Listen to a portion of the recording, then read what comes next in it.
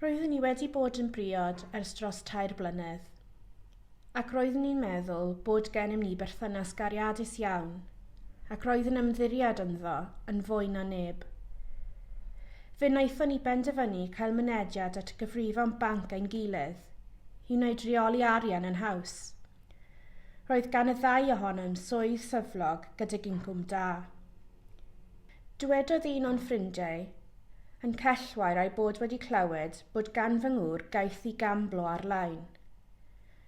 Doeddwn i ddim yn credu i ddechrau, ond dechreuais i feddwl am yr hyn oedd ffrind wedi dweud, sylwais iddo dreulio lawer o'r amser ar ei gyfrifiadur a'i ffôn tra roeddwn yn cysgu. Gwiriais ei gyfrif banc ac ni allwn weld unrhyw dystiolaeth o'r arian yn cael ei ddefnyddio i chwarae â safleoedd gamblo, ac nid oedd yn meddwl llawer mwy amdano. Ychydig dyddiau'n ddiweddarach, gwelais hysbysiad e-bost ar ei ffôn, ynghylch benthyciad yr oedd wedi ei dynnu allan. Roeddwn wedi ei drysu, a penderfynais ofyn iddo amdano. Dywedodd ei fod yn e-bost scam. 2 wythnos yn ddiweddarach, gwiriais fy nghyfrif banc a gwelais 3 thaliad debyd uniongyrchol anhysbys.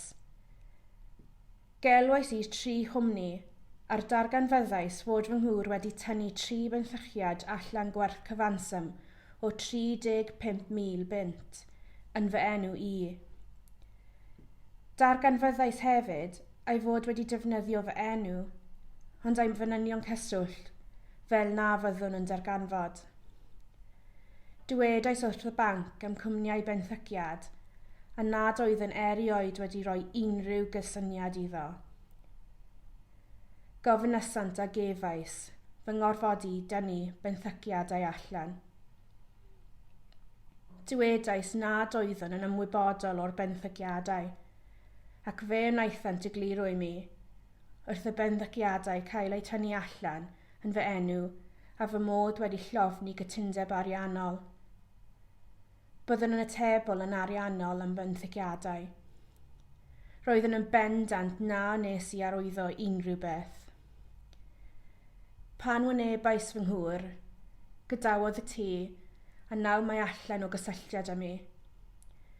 Fe wnaeth Cymorth Menywod Cymru fi helpu gysylltu â cyngor dinasyddion, a helpodd fi yn ei dro i reportio'r mater i'r heddlu a thawl gweithredu. Mae wedi effeithio a fy ymriedaeth mewn eraill, ac nid oedd yn dal i deall sut y gellir difetha'r perthynas gariadus fel hyn. Mor ddwfn i mi yw dy feddyliau o Dduw, a mor lluosog a'i nifer. Roedd Clare yn ymddiried yn ei gŵr, yn ymddiried a'i chariad iddo, yn ymddiried ei bywyd iddo, ac yn ymddiried ei harian iddo. Ond bradychodd ei hymddirieddaeth, gan ffigio'i llofnod, cuddio'r gwir a chanwadu'r dystiolaeth. Arhosodd e ddim i gynnig eglurhad, na chynnig ei helpu trwy'r arian a gollodd yn ôl. Diolch i gwnselydd doeth a chymorth ymarferol Cymorth Menywod Cymru, mae'r gwir yn nwylo'r heddlu.